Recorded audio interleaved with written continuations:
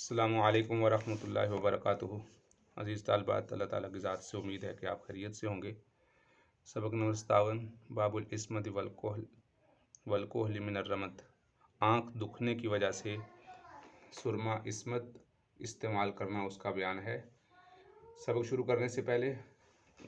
دعا پڑھ لیجیے۔ اللہم صلی علی محمد وعلی آل محمد کما صلیت علی ابراہیم وعلی آل ابراہیم انک حمید مجید۔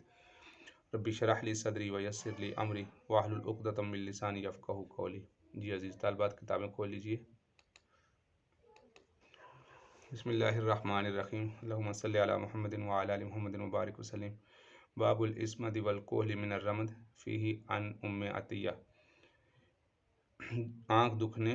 کی وجہ سے عصمت اور سرما لگانا اس کا بیان۔ عصمت بھی ایک قسم کا سرما ہی ہے۔ یہ دو، العصمت والکحل، سرما اور عصمت لگانا اس کا بیان۔ اور اس باب میں حضرت ام عطیہ رضی اللہ عنہ کی ایک حدیث بھی ہے۔ دوسری حضرت ام سلمہ رضی اللہ عنہ فرماتے ہیں ان امرأۃ توفی زوجہا، کہ ایک عورت تھی، اس کا خامد فوت ہو گیا۔ فاشتکت عینہا، اس کی آنکھ میں درد شروع ہو گیا۔ فذکروہا للنبی صلی اللہ علیہ وسلم، لوگوں نے آپ صلی اللہ علیہ وسلم کے سامنے اس کا ذکر کیا۔ وذکروا لہ الکحل، اور جب لوگوں نے آپ علیہ السلام کے سامنے اس عورت کا ذکر کیا، اور ان لوگوں نے آپ علیہ السلام کے سامنے سرمے کا بھی ذکر کیا۔ وَأَنَّهُ يُخَافُ عَلَىٰ عَيْنِهَا، اور یہ کہ وہ یعنی اگر وہ آنکھ میں سرما نہ لگایا جاتا تو آنکھ کے ضائع ہونے کا خطرہ تھا، لیکن آپ صلی اللہ علیہ وسلم نے عدت کے اندر سرما لگانے کی اجازت نہیں دی۔ انہو یخاف علی عینہا، ان کو یہ خطرہ تھا کہ کہیں اگر سرما نہ لگایا جائے تو آنکھ کا خطرہ ہے۔ فقال لقد کانت احداکن تمسک فی بیتہا فی شر احلاسہا او فی احلاسہا فی شر بیتہا، یعنی راوی کو الفاظ کی تقدیم تاخیر کے بارے میں شک ہے کہ، اور حضرت صلی اللہ علیہ وسلم نے فرمایا کہ زمانہ جاہلیت میں عورتیں عدت گزارنے والی، یعنی اپنے گھر میں سب سے خراب اور بدترین کپڑوں میں رہنا پڑتا تھا، اور یہاں آپ نے فرمایا کہ اپنے خراب کپڑوں میں گھر کے بدتر حصے میں رہنا پڑتا تھا، اور پھر جب کوئی کتا گزرتا تو وہ اس پر سے مینگنی پھینکتی، تو پس 4 مہینے 10 دن سرما نہ لگاؤ۔ یہ زمانہ جاہلیت کی عدت کا ذکر ہے کہ زمانہ جاہلیت کی عدت میں بہت عجیب و غریب قسم کے رواج تھے۔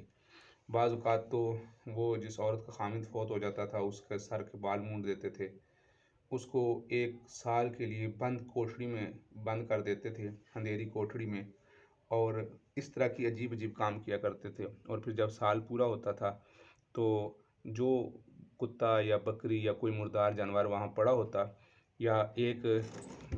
چڑیا کو لیتے یا ایک کسی بھی پرندوں کو لیتے، تو اس سے وہ عورت اپنی شرمگاہ صاف کرتی اور وہ مر جاتا، تو پھر وہ عورت عدت سے صاف ہوتی تھی۔ یعنی اس قسم کے زمانہ جاہلیت میں مشکل ترین عدت کے وقت کو بنایا ہوا تھا۔ تو آپ صلی اللہ علیہ وسلم کے سامنے جب اس عورت کی آنکھ دکھنے کا ذکر کیا گیا تو آپ علیہ السلام نے ان کو زمانہ جاہلیت کی عدت کا بتایا گیا۔ لقد کانت احداکن، تم میں سے کوئی ایک عورت، تمسک فی بیتہا، وہ گھر میں رکتی تھی، فی شر احلاسہا، اپنے گھر کے بدترین حصے میں، او فی احلاسہا فی شر بیتہا، یا ایک ایسے گھر میں جو گھر کا بدترین حصہ ہوتا تھا۔ فاذا مر کلب رمت بعرۃ، اور جب کوئی کتا گزرتا تو اس کے اوپر سے اس کی مینگنی پھینکتے، اس کے اوپر سے گزارتے، تو پھر اس کی عدت پوری ہوتی۔ فلا، لہٰذا اب اس لا فلا کا تعلق اس کے ساتھ ہے کہ وہ عورت سرما استعمال نہ کرے۔ 4 اشہر و عشرہ، 4 ماہ 10 دن۔ تو اس حدیث مبارکہ میں یہ بیان کیا گیا کیونکہ ابھی یہ عدت جو 4 ماہ 10 دن کی عدت ہے، یہ نہ تو کسی بند کوٹھڑی میں گزارنے کا حکم دیا گیا ہے، اور نہ ہی اس طرح کی اوٹ پٹانگ جو الٹے سیدھے کام کرنے کا زمانہ جاہلیت میں جس کا رواج تھا اس سے بھی منع کر دیا گیا۔ تو اس لیے یہ عدت اس کی نسبت بہت آسان ہے، تو لہٰذا اس میں جو ممنوعات چیزیں ہیں ان سے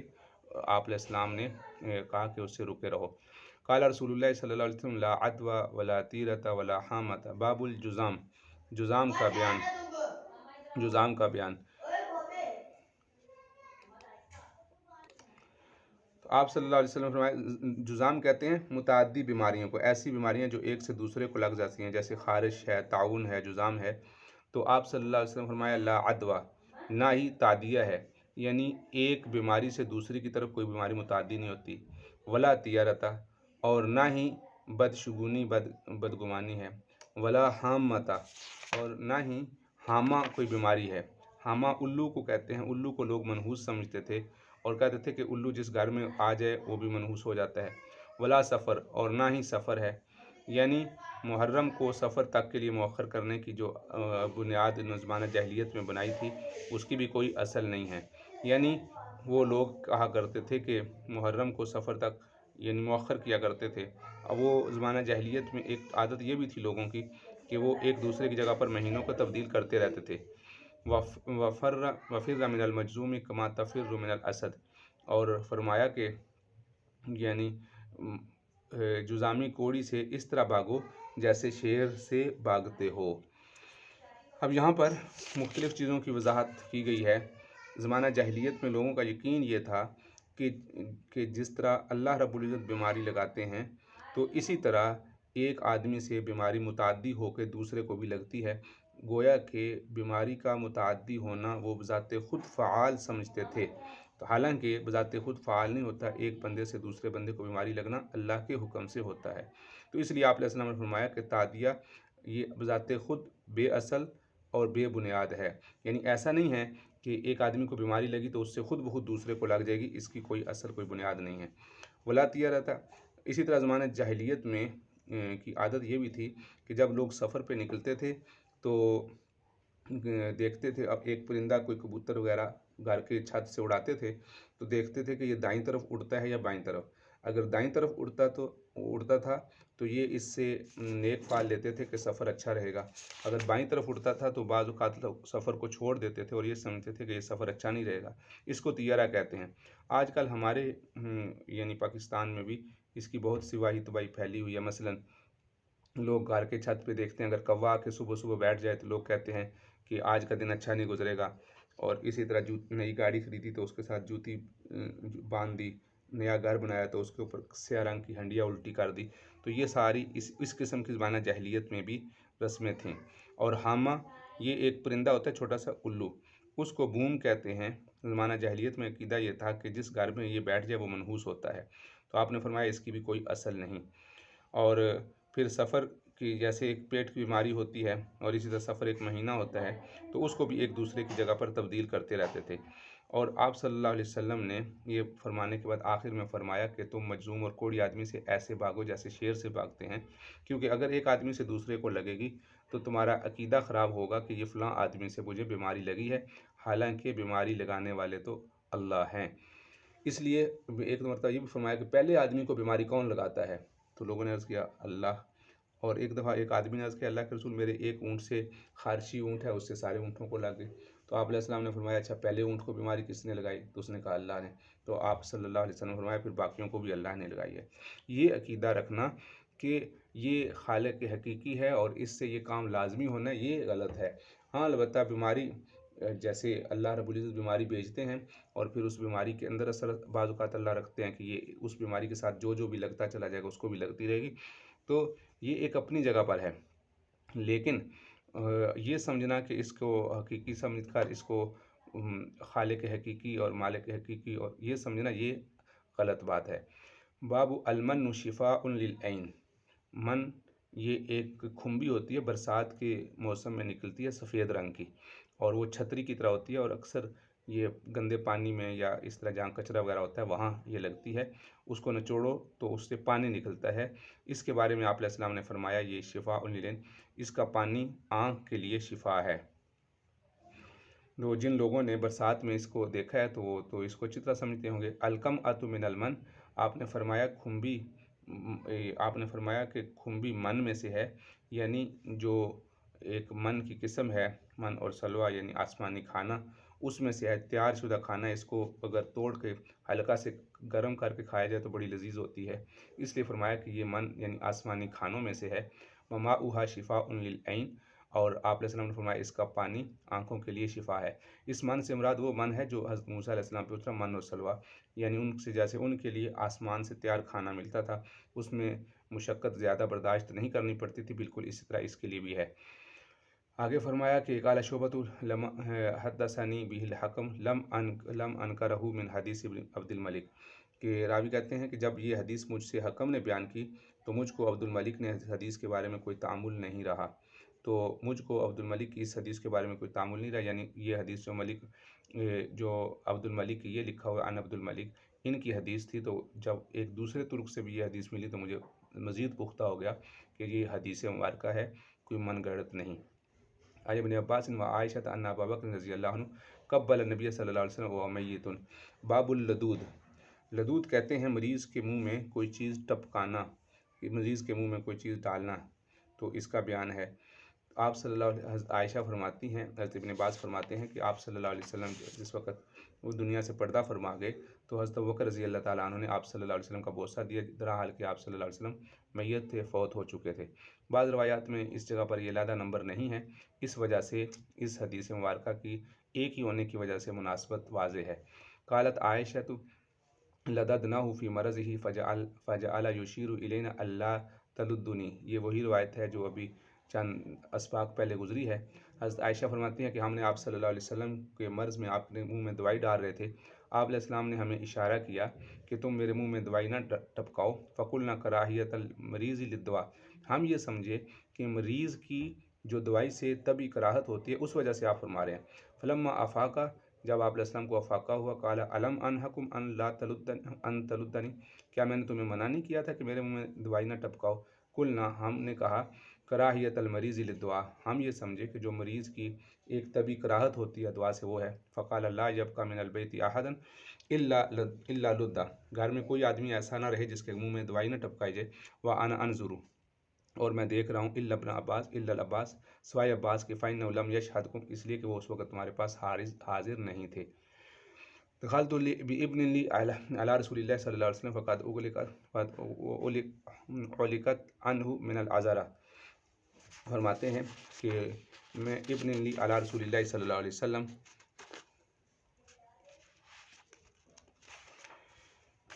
کہ میں اپنا ایک لڑکے کو لے کر آپ صلی اللہ علیہ وسلم کی خدمت میں حاضر ہوئی، ام کیس فرماتی ہیں، تو اور میں نے عذرہ، حلق کی بیماری کی وجہ سے ان کا حلق دبا رہی تھی۔ یہ تقریباً پچھلے سبق میں اس عذرہ بیماری کا ذکر کیا تھا، جس کو ٹانسس بھی کہتے ہیں، گلے کا سوج جانا بھی کہتے ہیں۔ فقالنا علی ما تدغرن اولادکن بہذہ العلاق، تو آپ صلی اللہ علیہ وسلم نے فرمایا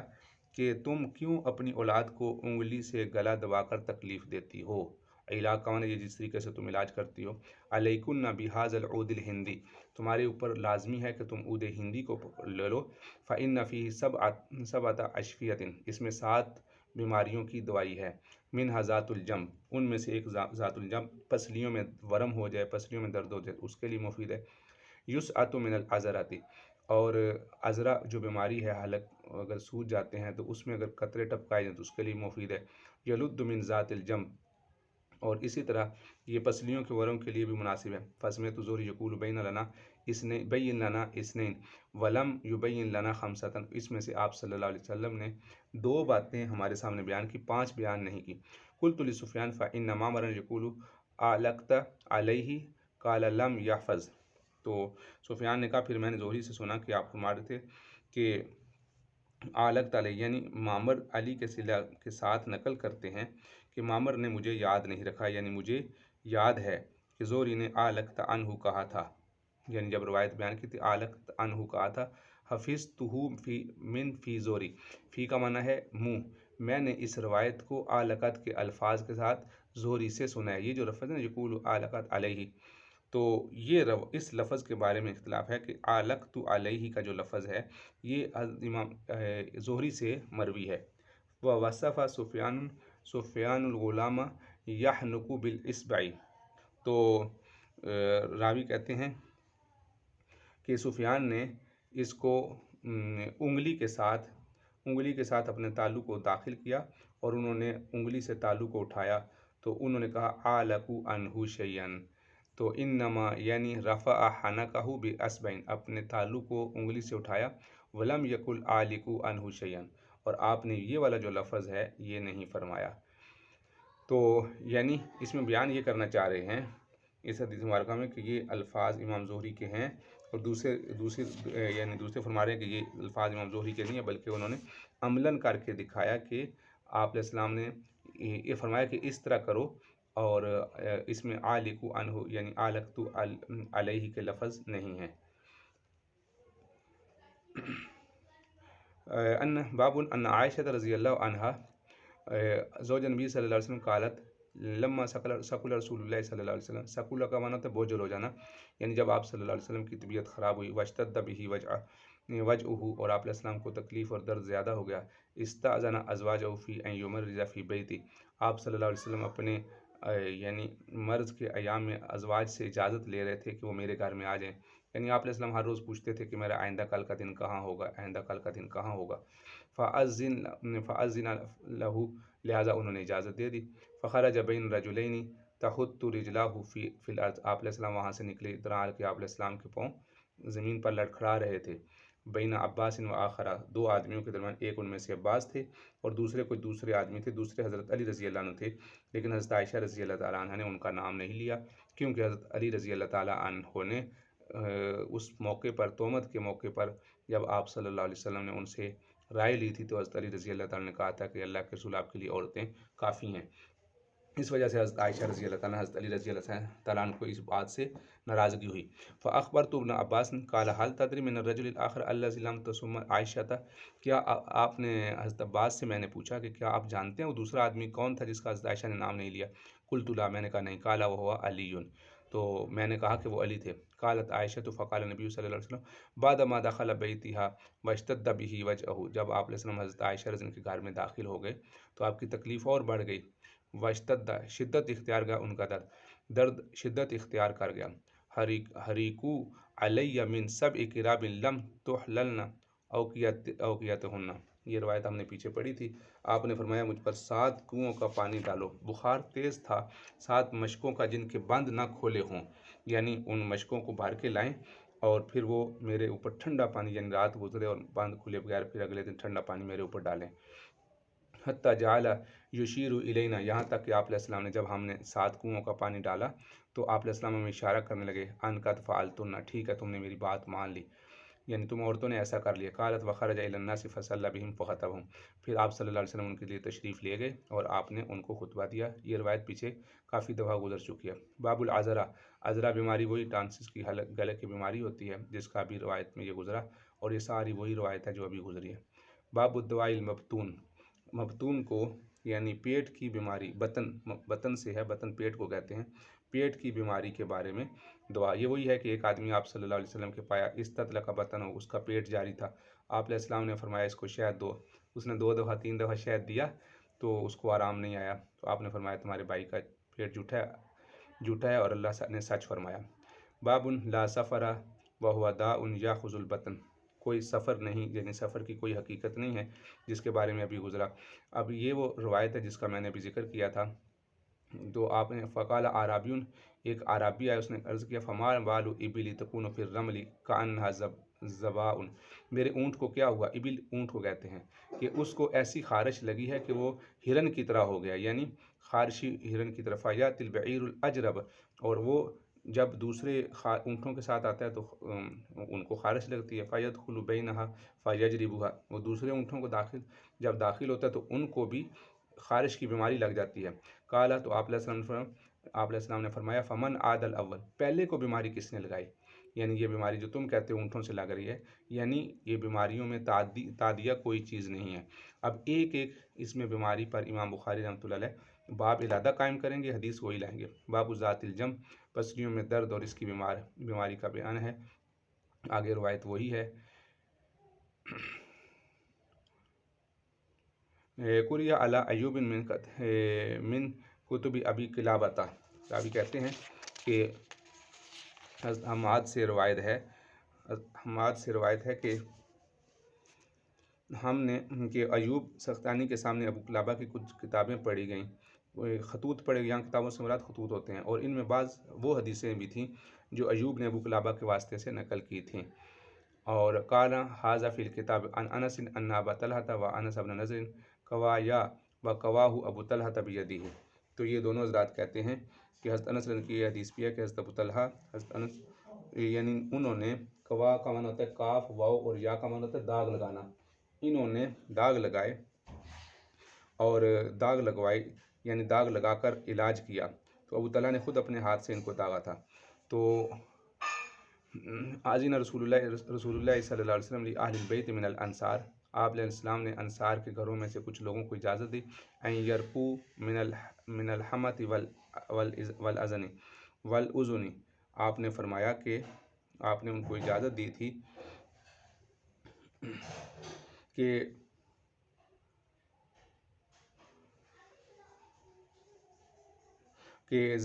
کہتے ہیں ان یرقو من الحمۃ، حمہ کہتے ہیں سانپ کے کاٹنے کو، اگر سانپ کاٹ جائے یا کان کی تکلیف ہو تو پھر پھر داغ کر علاج کرنے کی اجازت ہے۔ یہ سانپ کے کاٹنے کی بیماری کی صورت میں تو اس کی وجہ یہ ہے کہ چونکہ سانپ جس جگہ کاٹتا ہے، یہ پہلے بھی وقتوں میں یہی علاج کیا جاتا تھا اور آج کل بھی یہی علاج کیا جاتا ہے دیہاتوں میں۔ سانپ اگر کاٹ جائے تو اس جگہ پر کوئلہ رکھتے ہیں یا کوئی گرم چیز رکھتے ہیں جس کی وجہ سے وہ جو وہاں کا خون ہوتا ہے وہ جل جاتا ہے۔ اور اسی طرح کان کی بیماری میں اگر کان میں درد ہو تو اس میں سے بھی اگر پھوڑا یا پھنسی ہے جس کے بارے میں یہ یقین ہو کہ اس کو اگر کسی چیز کے ساتھ داغا گیا، لوہے کی گرم چیز یا کوئی انگاری وغیرہ لگائی تھی، تو وہ خون وہیں رک جائے گا یا جل جائے گا، تو اس کی اجازت ہے۔ قال انس کہتے ہیں کویت من ذات الجم،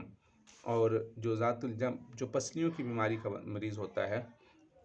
جم کہتے ہیں پہلو کو، تو اس کو ذات الجم کی بیماری میں مجھے داغا گیا، اس وقت رسول اللہ صلی اللہ علیہ وسلم زندہ تھے اور آپ علیہ السلام و رسول اللہ صلی اللہ علیہ وسلم حی و شاہدنی ابو طلحہ و انس بن نضر و زید بن ثابت و ابو طلحہ قوایانی، ان حضرات نے مجھے داغا تھا اور آپ صلی اللہ علیہ وسلم موجود تھے اور آپ صلی اللہ علیہ وسلم نے انکار نہیں فرمایا۔ داغنے کی نسبت ابو طلحہ رضی اللہ تعالیٰ عنہ کی طرف حقیقی ہے کہ انہوں نے اپنے ہاتھ سے داغا تھا، ممکن ہے اس کی ممانت کراہت پہلے نازل نہ ہوئی ہو، اس کے بعد نازل ہوئی ہو۔ باب حلق الحصیر لسید بہ الدم لیسد بہ الدم، خون کو بند کرنے کے لیے چٹائی جلا کر زخم پر رکھنے کا بیان، اس کا میں نے بھی ذکر کیا تھا کہ آپ صلی اللہ علیہ وسلم کے زخموں پر رکھا گیا تھا۔ تو لما کسرت علی راس نبی صلی اللہ علیہ وسلم البیضۃ و ادمی وجہہ، جب آپ صلی اللہ علیہ وسلم کے چہرے انور پر خود کی کڑیاں لگ گئیں۔ خود ایک جیسے ہیلمٹ ہوتا ہے، آج کل موٹر سائیکل والے پہنتے ہیں، اس طرح کا لوہے کا ایک ہیلمٹ سا بناتے تھے، اس میں جنگ کے آلات میں استعمال ہوتا تھا، اس کو آپ صلی اللہ علیہ وسلم نے پہنا ہوا تھا، اس کی کڑیاں آپ علیہ السلام کے چہرے میں اتر گئیں۔ وَكُسِرَتْ رَبَاعِيَتُهُ، اور آپ صلی اللہ علیہ وسلم کی رباعی یعنی سامنے کے 4 دانت جو ہیں ان میں سے کچھ دانت زخمی ہو گئے اور 1-2 ٹوٹ گئے۔ وَكَانَ عَلِيٌّ يَخْتَلِفُ بِالْمَاءِ فِي الْمِجَنِ، اور حضرت علی رضی اللہ تعالیٰ عنہ ڈھال، میجن بڑا سا برتن ہوتا ہے، ڈھال بار بار کے آپ صلی اللہ علیہ وسلم پر ڈالتے تھے تاکہ وہ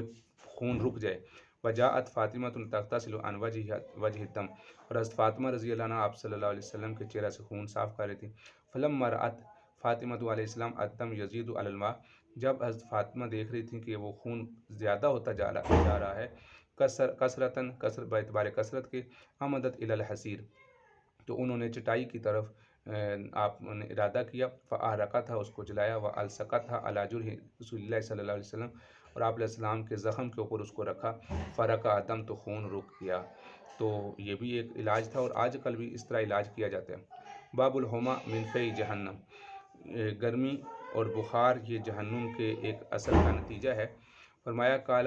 نبی صلی اللہ علیہ وسلم قال الحمى من فی جہنم، بخار جہنم کی ایک بھاپ ہے، فأطفئوها بالماء، اس کو پانی سے ٹھنڈا کرو۔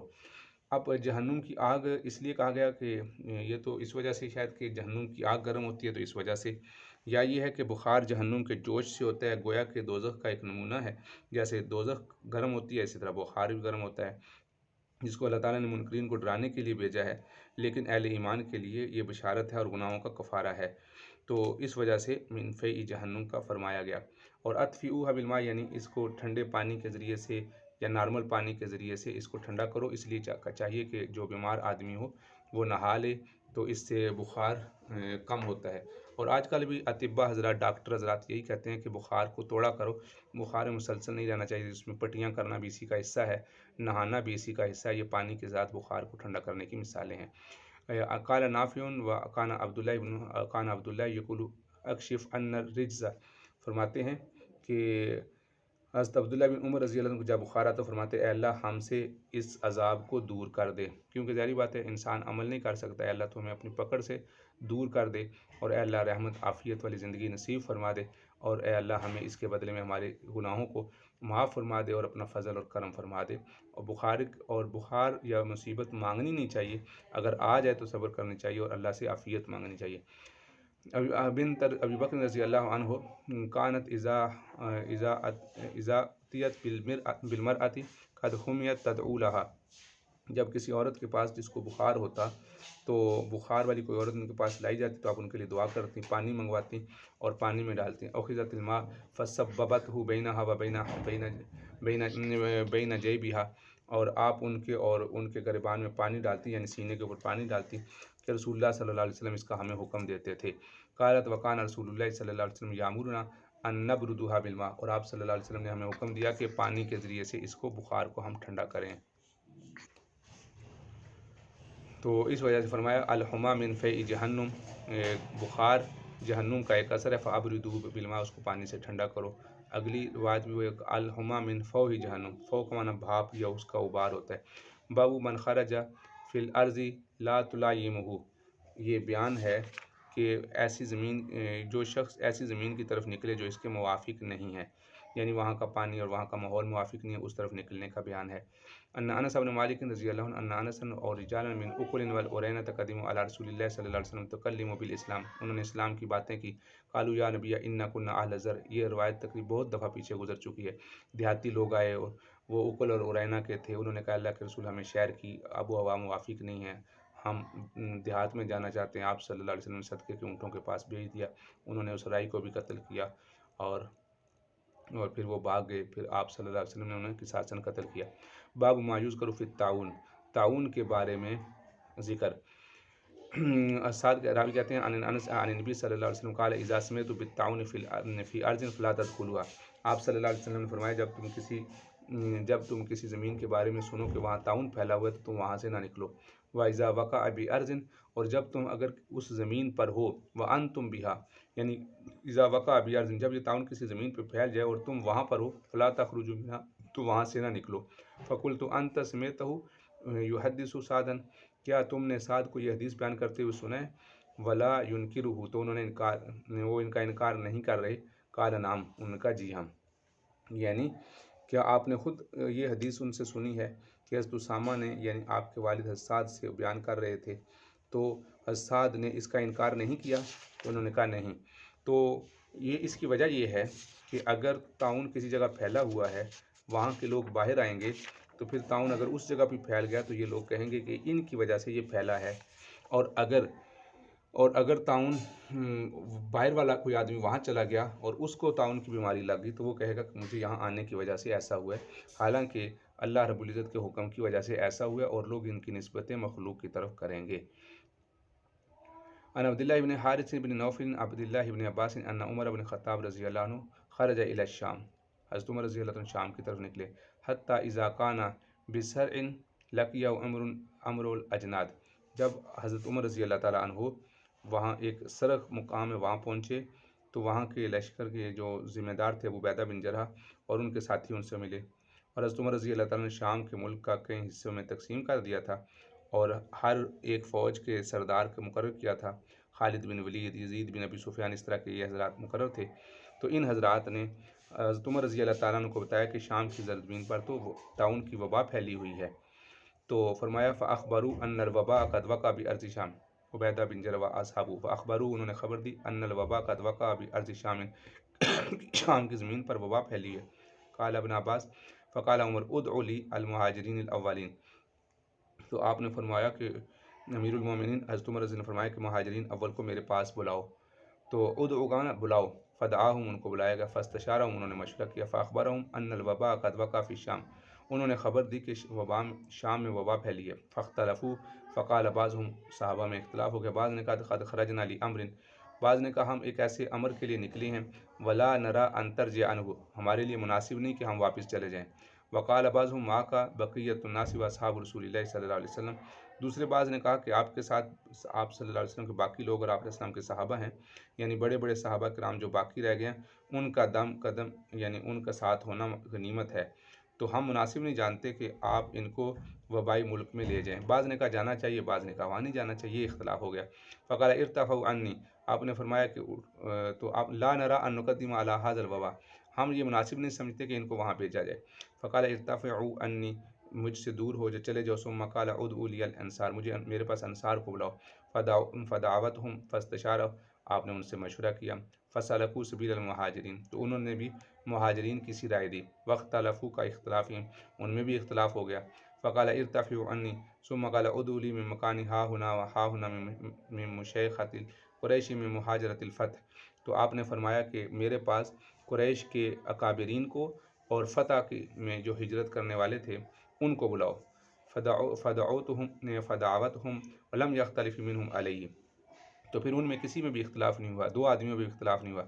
رجلان فقالوا نرى ان ترجع بالناس ولا تقدم على هذا الوباء، تو آپ نے فرمایا لوگوں کو آپ واپس لے جاؤ اور اس وبا کی طرف پیش قدمی نہ کرو۔ فنادى عمر في الناس انی مصبح على ظهر فاصبحوا علیہ، تو حضرت عمر رضی اللہ تعالیٰ عنہ نے اعلان کیا لوگوں میں کہ کرا دی کہ میں صبح کو اپنے اونٹ پر سوار ہو کر مدینہ واپس جاؤں گا، تم لوگ بھی صبح کو سوار ہو کر واپس چلے جانا۔ فقال ابو عبیدہ بن جراح افرارا من قدر اللہ، تو عبید اللہ بن جراح نے کہا کیا ہم اللہ کی تقدیر سے بھاگ رہے ہیں؟ تو قال عمر لو غیرک قالها یا ابا عبیدہ، تو حضرت عمر رضی اللہ عنہ نے فرمایا کہ اے ابو عبیدہ بن جراح نے یہ کہا ہے، تو عمر نے کہا، تو اس پر حضرت عمر نے فرمایا کاش یہ بات آپ کے علاوہ کسی اور نے کہی ہوتی، یعنی آپ جیسے صاحب علم اور فضل سے یہ بات مناسب نہیں ہے، یعنی ہم آپ صلی اللہ علیہ وسلم کی حدیث مبارکہ پر عمل کر رہے ہیں، ہم اس وجہ سے نہیں بھاگ رہے کہ ہم اس کو قادر مطلق سمجھتے ہیں اور ہم یہ سمجھتے ہیں کہ اس بیماریاں ہمارے شام جانے کی وجہ سے ہوگی، بلکہ ان میں بہت سے لوگوں کے عقائد خراب ہونے کو بچانے کے لیے ہم جا رہے ہیں۔ نعم نفر من قدر اللہ الی قدر اللہ، تو پھر اس پر ابو عبیدہ نے کہا جی ہاں اے امیر المومنین، ہم اللہ کی قدرت سے اللہ کی قدرت کی طرف بھاگ رہے ہیں۔ ارایت ایت ان کانت لک ابل حبت وادیا لہ ادوتان احداہما خصیبۃ والاخری جذبۃ، تو آپ نے فرمایا کہ ابو عبیدہ بتاؤ کیا کہ اگر آپ کے پاس کچھ اونٹ ہوں اور آپ ان اونٹوں کو لے کر کسی ایسی وادی میں جاؤ جس کے دو کنارے ہوں، ایک سرسبز شاداب ہو اور دوسرا خشک ہو، ادوتن وادین لاہو ادوتن، اس کے دو کنارے ہیں ادوتان، احداہما خصیبۃ، ایک سرسبز و شاداب ہے، والاخری جدبۃ، اور دوسرا خشک ہے، الیست ان رأیت الخصیبۃ رأیتہا بقدر اللہ، تو کیا یہ واقعہ نہیں کہ اگر تم سرسبز کنارے پر چرواؤ گے تو وہ اللہ کی تقدیر سے ہوگا، اور اگر خشک کنارے پر چراؤ گے تو وہ بھی اللہ کی تقدیر سے ہوگا۔ تو حضرت ابن عباس رضی اللہ تعالیٰ نے فرمایا کہ تو اس پر انہوں نے فرمایا کہ لقد جاء عبد الرحمن بن عوف قال متغیبا فی بعض حاجته، تو فجاء عبد الرحمن بن عوف، تو اسی دوران یعنی حضرت عبد الرحمن بن عوف آگے اور وہ کسی ضرورت کی وجہ سے اس وقت وہاں موجود نہیں تھے، کانا متغیبا فی بعض حاجته، کسی حاجت کی وجہ سے باہر گئے، فقال ان عندي فی هذا علما سمعت رسول اللہ صلی اللہ علیہ وسلم یقول اذا سمعتم به بارض فلا تقدموا علیہ، تو آپ نے فرمایا جب تم میں سے کوئی یہ ایسی زمین پر جائے ان فی هذا علما، سمیت رسول اللہ صلی اللہ علیہ وسلم، مجھے اس بارے میں علم ہے کہ میں نے آپ علیہ السلام کو فرماتے ہوئے سنا، اذا سمعتم به بارض، جب تم کسی زمین کے بارے میں سنو، فلا تقدموا علیہ، یعنی تعاون کے بارے میں سنو تو اس پر پیش قدمی نہ کرو، واذا وقع بارض وانتم بها، اور جب یہ تعاون کسی جگہ پر پھیل جائے اور تم وہاں پر ہو، فلا تخرجوا فرارا منہ، تو اس سے بھاگ کے نہ نکلو، قال فحمد اللہ عمر، تو اس پر حضرت عمر راوی کہتے ہیں اس پر حضرت عمر رضی اللہ تعالیٰ نے اللہ کی ہم تعریف بیان کی، ثم انصرف، اور واپس لوٹ گئے۔ اس وقت حضرت عمر رضی اللہ تعالیٰ کو یہ حدیث معلوم نہیں تھی۔ حضرت عمر رضی اللہ تعالیٰ کو بعد میں جب یہ حدیث ملی پہنچی تو اس پر اللہ کی تعریف بیان کی کہ میرا جو فیصلہ ہے وہ آپ صلی اللہ علیہ وسلم کے قول کے مطابق ہو گیا۔ ان عمر خرج الى الشام فلما كان بسرع بلغه ان الوباء قد وقع بشيء فاخبر عبد الرحمن، یہ وہی حدیث ہے اذا سمعتم جو ابھی اوپر بیان ہوئی۔ لا يدخل المدینہ المسیح والطاعون، آپ صلی اللہ علیہ وسلم فرمایا کہ مدینہ منورہ میں مسیح دجال اور طاعون یہ دونوں داخل نہیں ہو سکیں گے۔ قال علی انس بن مالک یحییٰ بما ماتا، تو راوی کہتے ہیں کہ انس بن مالک نے پوچھا کہ تیرا بھائی یحییٰ بن سلیم کس بیماری کی وجہ سے اس کا انتقال ہوا ہے؟ قلت من الطاعون، ان کا طاعون کی وجہ سے۔ قال رسول اللہ صلی اللہ علیہ وسلم الطاعون شہادۃ لکل مسلم، آپ علیہ السلام نے فرمایا طاعون ہر مسلمان کے لیے شہادت کی موت ہے، یعنی کوئی طاعون کی بیماری کی وجہ سے مرے گا تو وہ شہید مرے گا۔ قال المبتون شہید والمطعون شہید، مبتون وہ آدمی جو پیٹ کی بیماری سے فوت ہو جائے وہ مبتون ہے، اور جو طاعون کی بیماری سے فوت ہو جائے وہ مطعون ہے، یہ دونوں شہید ہیں، ان کو شہادت کا درجہ ملے گا۔ باب اجر الصابر علی الطاعون، صبر کرنے طاعون بیماری پر صبر کرنے کا بیان۔ عن عائشہ زوج نبی صلی اللہ علیہ وسلم انہا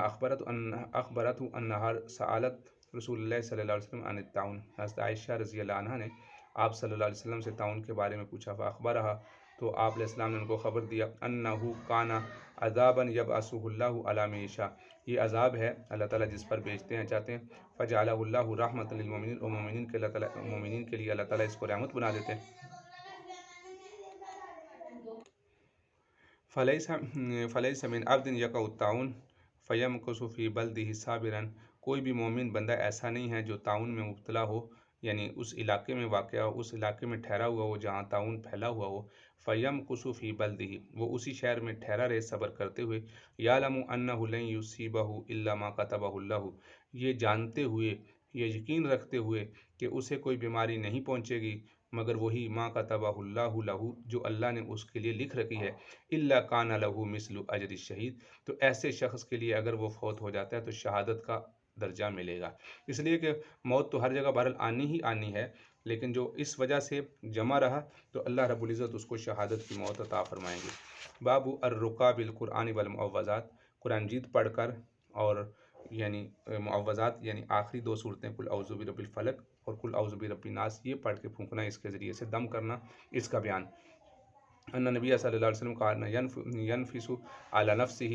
فی المرض الذی مات فیہ، آپ صلی اللہ علیہ وسلم اپنے اوپر دم کیا کرتے تھے اس مرض میں جس میں آپ علیہ السلام کا دنیا سے انتقال ہوا، بالمعوذات۔ فلما ثقل کنت انفس علیہ بہن، جب آپ صلی اللہ علیہ وسلم پہ شدت ہو گئی بیماری کی تو پھر حضرت عائشہ فرماتی ہیں کہ میں آپ علیہ السلام پر دم کیا کرتی تھی، وامسح بیدہ نفسہ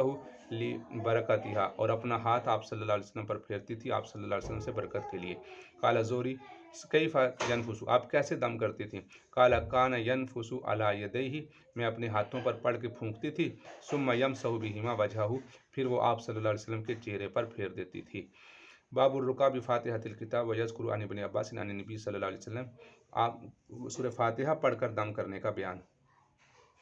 ان ناسا من اصحاب نبی صلی اللہ علیہ وسلم اتوا علی حی من احیاء العرب، کچھ لوگ آپ صلی اللہ علیہ وسلم کے صحابہ میں سے کسی عرب کے قبائل میں سے کسی قبیلے پر گزرے، فلم یکروہم، اور انہوں نے صحابہ کی مہمان نوازی نہیں کی، یکرو کا معنی ہوتا ہے مہمان نوازی کرنا، فبینہم کذالک، وہ اسی حالت میں تھے، اذ لدغ سید اولئک، تو اس بستی کے سردار کو سانپ نے ڈس لیا، لدغ کا معنی ہوتا ہے سانپ کو ڈسنا، فقالوا هل معکم من دواء او راق، تو لوگوں نے قالوا، اس بستی کے لوگوں نے کہا کیا تمہارے ساتھ کوئی اس کی دوائی ہے، اور راکن، یا کوئی دم کرنے والا ہے؟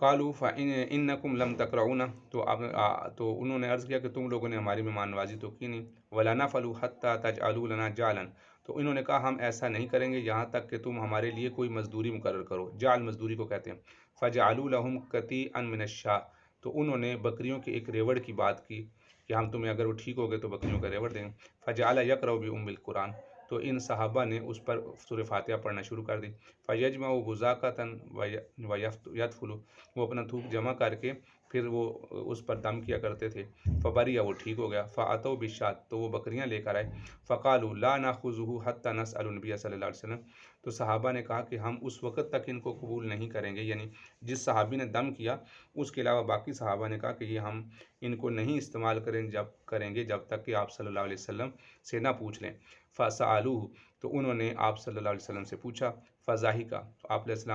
السلام مسکرائے۔ وقال، اور فرمایا، وما ادراک انہا رقیۃ، تمہیں یہ کس نے بتایا کہ یہ دم کے لیے متعین ہے سورہ فاتحہ۔ خذوہا، ان بکریوں کو لے لو، واضربوا لی سہمن بسہمن، اور میرے لیے بھی اس میں سے ایک حصہ بناؤ۔ آپ صلی اللہ علیہ وسلم کو خوشی اس بات کی ہوئی کہ میرے صحابہ کو اللہ رب العزت نے وہ علم دے دیا کہ ابھی تک حالانکہ میں نے ان کو نہیں بتایا کہ سورہ فاتحہ میں شفا ہے، لیکن اس کے باوجود بھی صحابہ نے دم کیا اور اس کو شفا مل گئی۔ اس کو سورہ شفا بھی کہتے ہیں۔ باب الشروط فی الرقیۃ بفاتحۃ الکتاب، یہ وہی حدیث ہے کہ سورہ فاتحہ کے ساتھ دم کر کے کوئی شرط رکھنا۔ تو آپ صلی اللہ علیہ وسلم کا جب مدینہ میں آئے تو آپ علیہ السلام نے ان کا اپنا حصہ بھی متعین کیا۔ باب رقیۃ العین، نظر لگنے کا بیان۔ عین نظر لگنے کو کہتے ہیں، اس سے نظر لگنے کا دم۔ عن عائشہ رضی اللہ عنہا قالت امرنی نبی صلی اللہ علیہ وسلم او امر ان یسترقى من العین، تو آپ صلی اللہ علیہ وسلم نے مجھے حکم دیا کہ نظر لگ جانے پر کسی کو دم کرنے کے لیے بلایا۔ تو راوی کہتے ہیں عن ام سلمۃ ان نبی صلی اللہ علیہ وسلم رأى فی بیتها جاریۃ فی وجهها صفعۃ فقال استرقوا لها فإن بها نظرۃ، آپ نے فرمایا کہ ان کے گھر میں ایک لڑکی کو دیکھا جس کے چہرے پر دبا تھا، کوئی نشان تھا، تو آپ علیہ السلام نے فرمایا اس کے لیے دم کرنے والے کو بلاؤ، اس لیے کہ اس کو نظر لگ گئی ہے۔ تو اس سے معلوم ہے کہ نظر لگ جانے کا بھی دم ہے۔ تو یہی روایت ایک اور سند کے ساتھ بھی مروی ہے۔ العین حق، آپ نے فرمایا نظر حق ہے۔ ونہا عن الوشم، اور آپ صلی اللہ علیہ وسلم نے وشم سے منع فرمایا۔ وشم کیا ہے؟ وشم کہتے ہیں جسم کے اندر گود کر اپنے جسم کے اندر لکھنا، یہ وشم کہلاتا ہے۔ اس سے آپ علیہ السلام نے منع کیا۔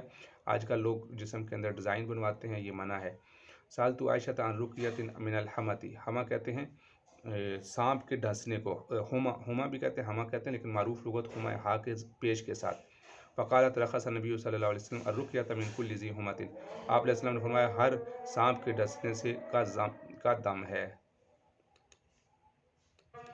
جی عزیز طالبات، یہ سبق آپ یہاں تک رکھیں، اس کو اچھی طرح سمجھ لیں۔ اللہ تعالیٰ آپ کے علموں میں برکت عطا فرمائے۔ السلام علیکم ورحمۃ اللہ وبرکاتہ۔